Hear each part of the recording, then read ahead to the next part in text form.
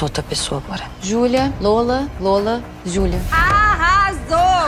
Estamos dentro. Tá me cercando por quê? Quanto mais você quer perder por causa de uma vingança? Eles vão pagar por tudo que eles fizeram. Eles vão pagar. Olá, pessoal. É um prazer enorme estar aqui com vocês, conversando sobre Beleza Fatal. Eu amei a novela. Fazia um tempinho que eu não assistia uma novela tão boa assim, que logo no primeiro episódio deixa a gente ali roendo as unhas para tentar entender tudo aquilo que está acontecendo. E o formato de fazer novela no Brasil se popularizou mundialmente, acabou se tornando um produto de exportação, justamente por conta dessa habilidade de trabalhar cargas dramáticas muito intensas, com muitas reviravoltas que mantém a audiência sempre muito atenta. Eu queria saber de vocês todos, de que forma Beleza Fatal honra essa essência novelesca e inova esse formato também. Eu acho que Beleza Fatal honra o formato de novela porque a gente tem apaixonados por novela fazendo isso. Rafa é apaixonado por novela, eu sou apaixonada por novela e nós respeitamos muito o formato novela. A gente cresceu assistindo novela, eu faço novela há mais de 30 anos e a gente tem muita reverência a esse formato.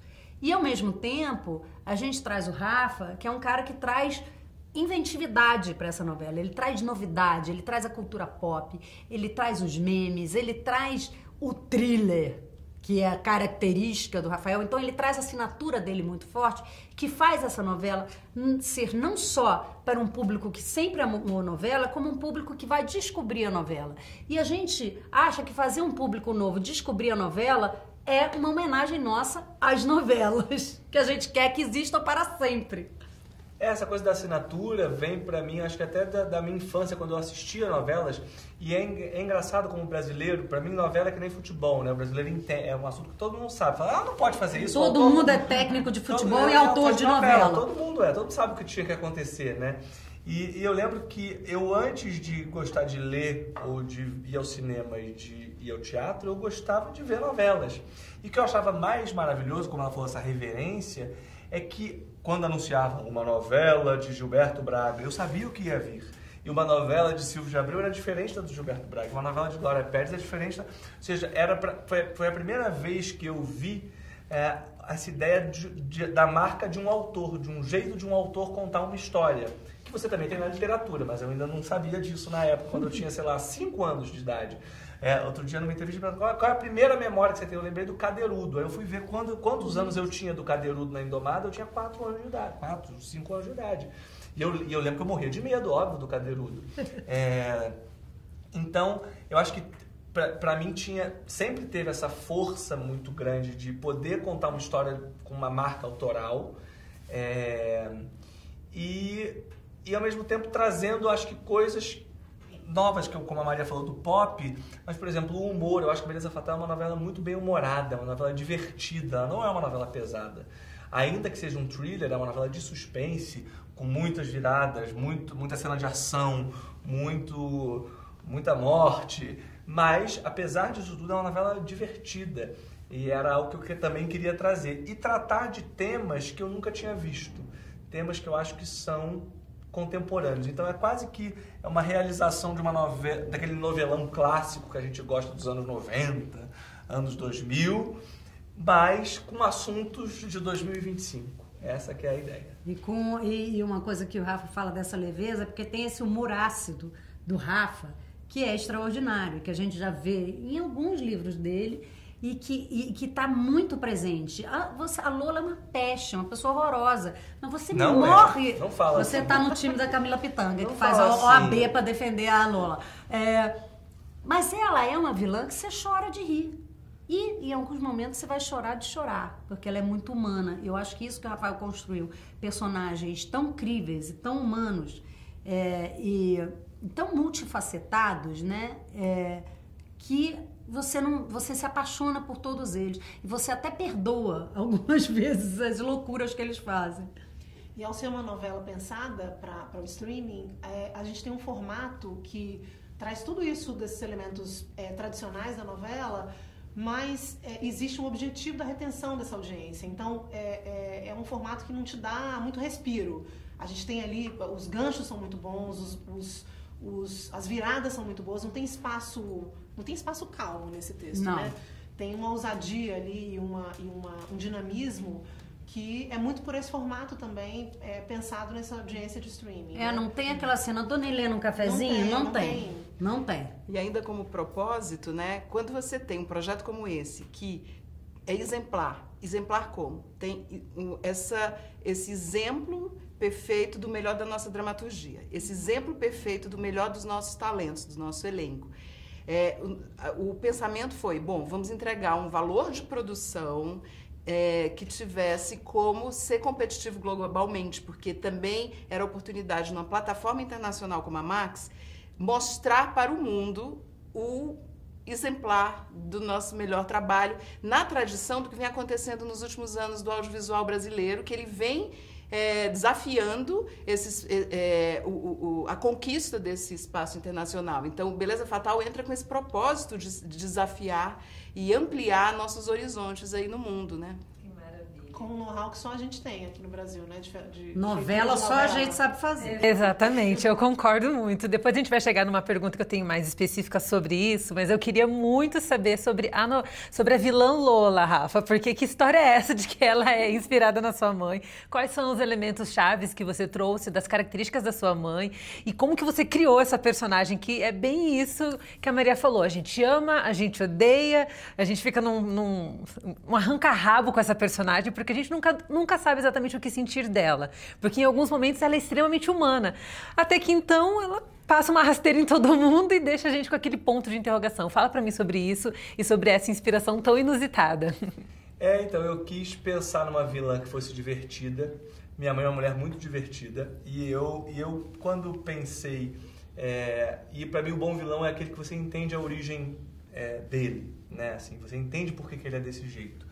E eu venho de uma família suburbana do Rio de Janeiro, de classe média baixa.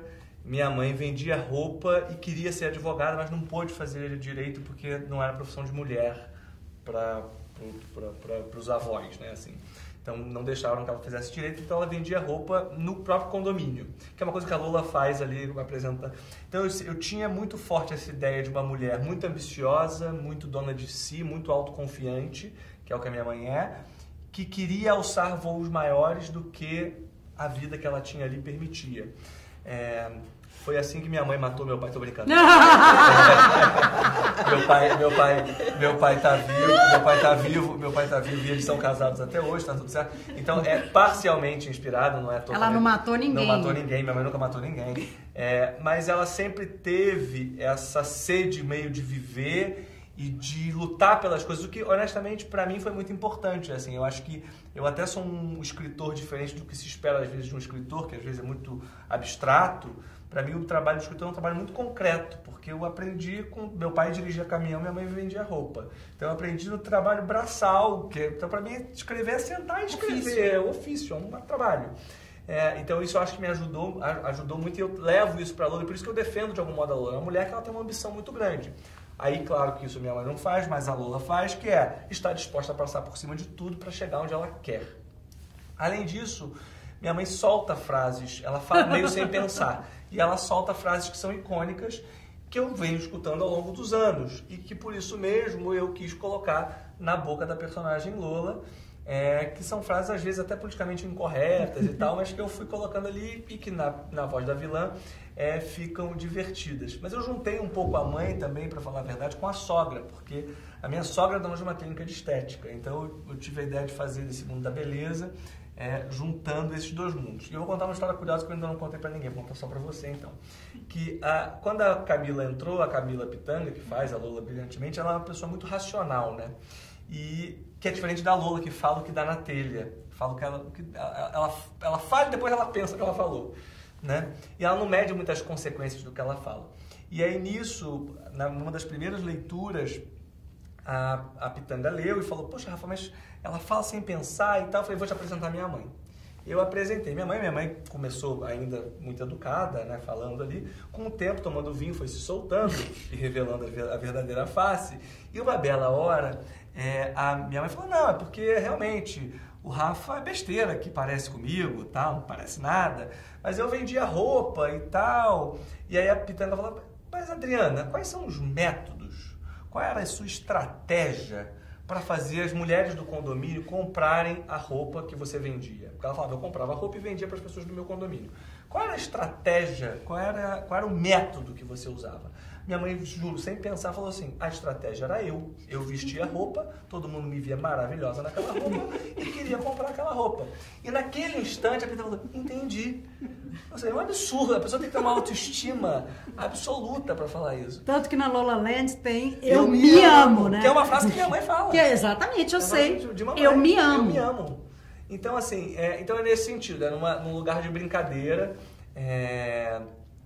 mas trazendo muito intimidade, tem uma certa intimidade com isso, com essa mãe figuraça que eu tenho, que é uma maravilha, uma mãe figuraça, né?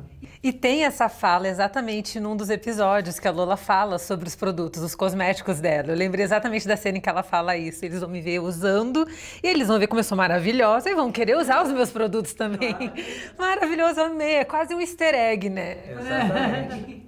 E Maria, você tem uma longa trajetória dirigindo novelas, você imprimiu a sua identidade nisso. E de que forma você traz tudo isso para a Beleza Fatal? Como a gente pode enxergar o olhar da Maria através da sua direção aqui? Bom, eu sou formada por novelas, assim. O único emprego que eu tive na vida foi fazer novela.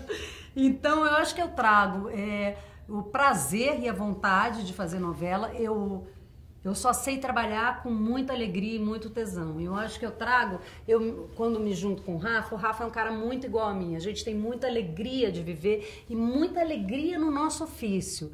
Então, junto com ele e ouvindo muito ele, porque eu trago essa minha experiência de quem já fez.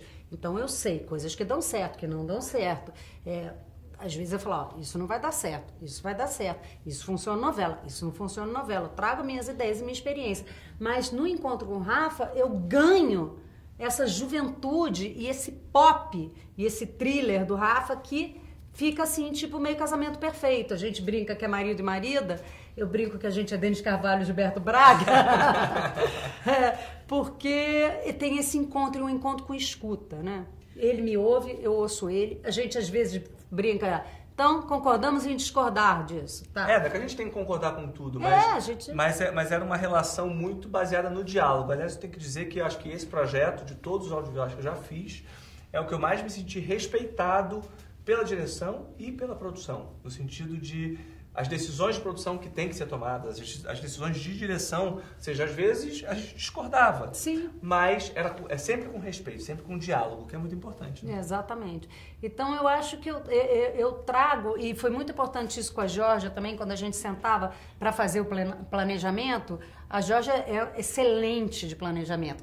Mas tinha coisas que ela vinha com planejamento de quem faz série. Eu falava, sim, mas isso em novela não vai funcionar. Em novela você não vai poder botar essa cena aqui, você tem que juntar essa com essa. O ator precisa desse tempo aqui. O ator não vai poder fazer esses seus 40 capítulos nesse episódio, porque ele vai se perder. Então a gente junto conversava também. Essa parte para os atores também, né? Filmar fora de ordem, mas a gente tentou também, como em novela, cortar mais em blocos, para ficar mais gostoso e mais familiar para eles, né? Tem uma coisa muito legal nesse encontro, Maria e Rafa, porque eu acho que os dois têm a mesma temperatura de ousadia e de reverência.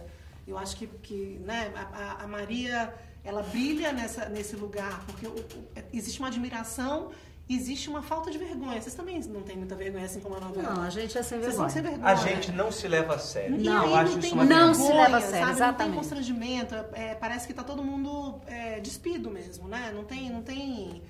Foi um processo de muita liberdade. A gente acredita muito na gente, mas a gente acredita não tanto a ponto de se achar o dono da verdade. Exatamente.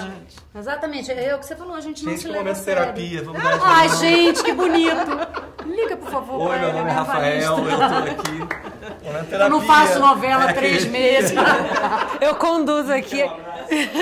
A gente chama a Camila, que estava 9 anos no hiato, a gente já termina isso aqui, já forma uma terapia incrível. Gente, que delícia poder ouvir vocês conversarem, assim, falarem tudo isso pra mim. Eu tenho muitas perguntas que eu queria fazer, infelizmente nosso tempo acabou, mas assim, fica aqui não apenas a minha admiração, mas o meu carinho pelo trabalho que vocês fizeram, porque realmente, eu sinto uma homenagem incrível a instituição novela, vamos chamar de instituição, porque no Brasil é praticamente uma instituição como é o futebol, né? Ao mesmo tempo que eu vejo também que tem esse frescor de trazer uma audiência nova, trazer públicos diferentes e também agregar audiências de outros países. Então, assim, vocês fizeram um trabalho incrível com Beleza Fatal. Eu estava maratonando como se eu estivesse vendo uma das séries, assim, mais amadas que existe no mundo. Então, assim, foi aquele mesmo sentimento de maratonar e de assistir e de viver aqueles personagens e de acompanhar a jornada deles. E olha, tá incrível. Que delícia ver esse ator, né? Pra isso que fizemos. Gil, você está fora da Lola Land. Chama a segurança. Volta! Volta! Eu levei um golpe. E eu quero saber quem foi. Foi um homem. A gente tem que ficar mais atento agora. Eles vão jogar cada vez mais pesado.